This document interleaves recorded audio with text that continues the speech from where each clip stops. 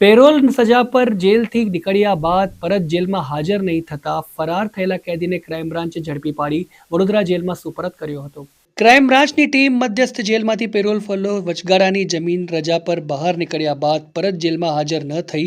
ફરાર થયેલ કેદીઓની શોધખોળમાં રહેલ દરમિયાન મધ્યસ્થ જેલ તરફથી ફરાર થયેલ કેદી અંગે લિખિત પત્ર વડોદરા શહેર પોલીસને મોકલવામાં આવી, જેમાં એક કેદી નામે અક્ષયકુમાર નગીનભાઈ વાડાની નેગોશિયેશન એક્ટ કલમ 138 મુજબના નામે કામદાર કોર્ટે 1 વર્ષની કેદની સજા ફરમાવેલ હોય, જેથી આ શખ્સને પાકા કામના કેદી તરીકે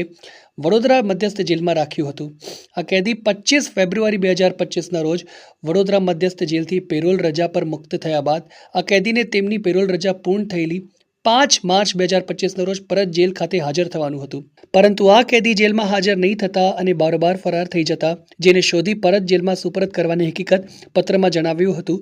જેથી ટેકનિકલ હ્યુમન સોર્સના આધારે ફરાર કેદી ભીમનાથ નાકા સયાજગંજ પાસેથી પસાર થતા હોય તેવી માહિતી મળતા વોચ રખાઈ હતી. દરમિયાન ફરાર કેદી અક્ષયકુમાર વાળા પસાર થતો જણાતા કેદીએ ક્રાઇમ બ્રાન્ચને જોઈ ભાગવાનો પ્રયત્ન કરતા પણ તેને કોર્ડન કરી હસ્તક કરી આ જ કેદીની મધ્યસ્થ જેલ ખાતે બાકી રહેલ સજા ભોગવવા માટે સુપરત કરવામાં આવ્યો હતો.